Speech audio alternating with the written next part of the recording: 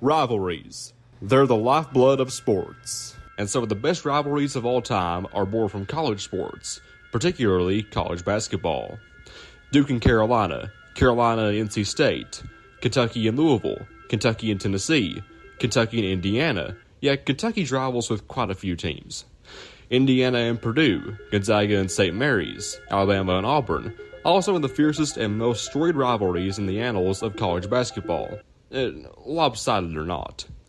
Of all these great matchups, though, there's one that sticks out to me among all the others. It's one that not many people think about when they think of the best rivalries in college basketball, making it the most underrated rivalry in the sport.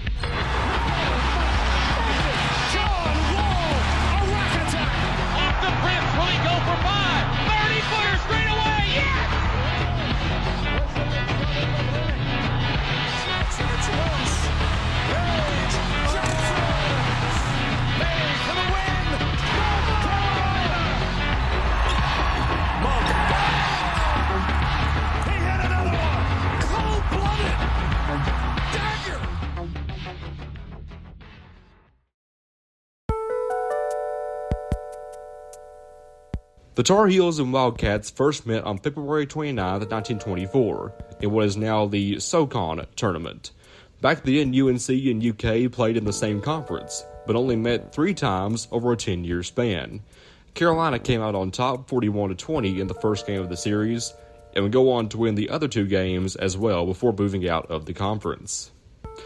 In 1959, Adolph Rupp, then the head coach of Kentucky, called up a young Dean Smith, fellow Kansas graduate and up-and-coming coach of North Carolina, and proposed a 10-year home-and-home series between the Cats and the Heels. Smith took the challenge and came out the victor, as UNC won 7 of 10 games against UK, extending the series lead to 8-5 over the Cats, and officially marking it as a rivalry.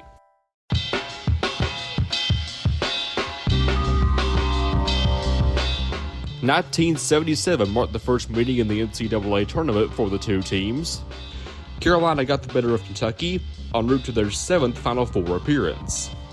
The next time the 2 teams would meet, a young Michael Jordan led his number 1 ranked Tar Heels to an 82-69 win over Kentucky. By 1995, the series was lopsided heavily in North Carolina's favor, as the Heels held a 15-6 lead over Kentucky in the series that was about to have one moment that resembled a true rivalry. Just years beforehand, Kentucky coach Rick Pitino abruptly ended the series after going 0-2 in his first 2 matchups against UNC. Dean Smith, now a Hall of Famer, warned Pitino to not attempt to renew the series when Kentucky was back on its feet, as the Wildcats were on probation from 1989 until 1992. Those tensions boiled over in the 1995 Elite Eight. Pushing and shoving with Riddick. What an elbow, Sean. And Riddick has a right to be upset. Wallace failed him, but that's not the kind of composure you need.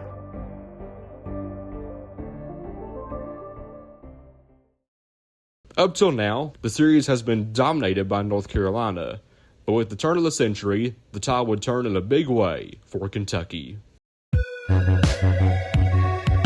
Off to Prince, left in the circle, another 3, got it! Gets it off to Prince on the wing. He goes around Campbell, then backs out, shoots the 3, yes! Switch, Johnson's got Prince, he'll shoot another one, 4 in a row! Off to Prince, will he go for 5? 30-footer straight away, yes! Tayshaun is not a prince, he's a king, stroking the tray. Tayshaun Prince's 5 straight 3-pointers still lives in Kentucky basketball lore to this day, and the momentum from that was enough to carry the Cats to a 20-point win over the Heels. The next year, Kentucky would win their first and so far only game in the Dean Dome, 98-81 over a struggling Matt Doherty-coached UNC team. 10 years later, the Cats and Heels would meet again in March Madness, and once again in the Elite Eight. But this time, for the first time, it was Kentucky who would prove victorious over Carolina, 76-69, to advance to their first Final Four since their championship run in 1998.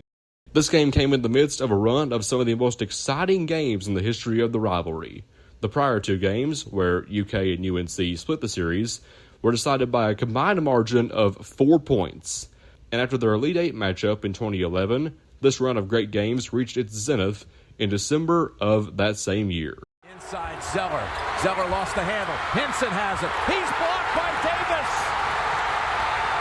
No foul committed, and Kentucky will take it by one. Off the block by Anthony Davis. Anthony Davis came up clutch with a big block on John Henson to seal a home win for number one ranked Kentucky, 73-72. But the excitement did not end there.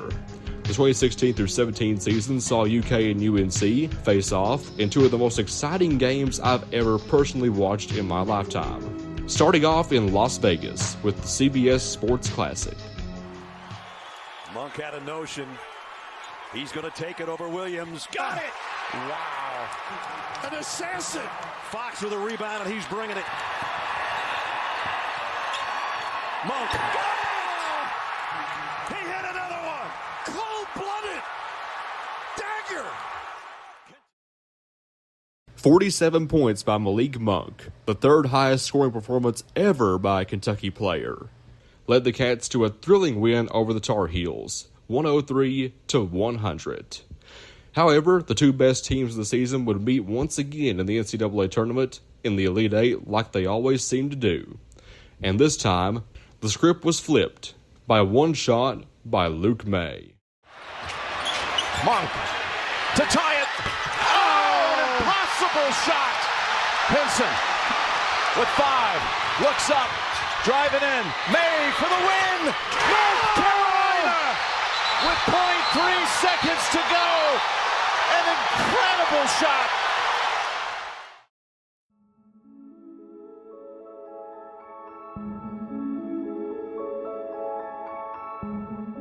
So while you've watched this video, you've probably asked this question to yourself. What makes Kentucky and Carolina such a special rivalry?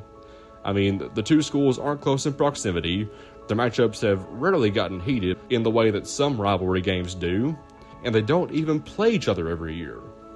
Well, that's actually what makes the rivalry unique in ways that only true fans of the programs can understand. When Kentucky and Carolina face off, the pride of college basketball is on the line.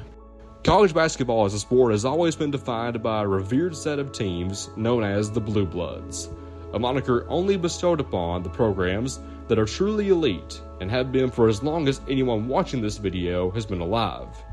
In my opinion, there are 5 teams in the league that epitomize the term more than any other. Those are Kansas, Duke, UConn, and of course, Kentucky and North Carolina. The latter two programs are considered the best. Comparing the two teams, Kentucky has won 8 national championships, been to 12 title games, 17 Final Fours. They hold the all-time wins record at 2,444, along with the all-time winning percentage record at 75.7%. North Carolina has won 6 national championships, been to 12 title games, 21 Final Fours. They sit third on the all-time wins list and second in winning percentage at 73.3%. As former Wildcat coach John Calipari once said, "We don't just move the needle, we are the needle." When these two larger-than-life programs with so much success and pride face off against each other, you can cut the tension with a knife. The history, the pride, the expectations, the throne of college basketball on the line. That is what makes Kentucky and Carolina one of the most exciting rivalries in college basketball.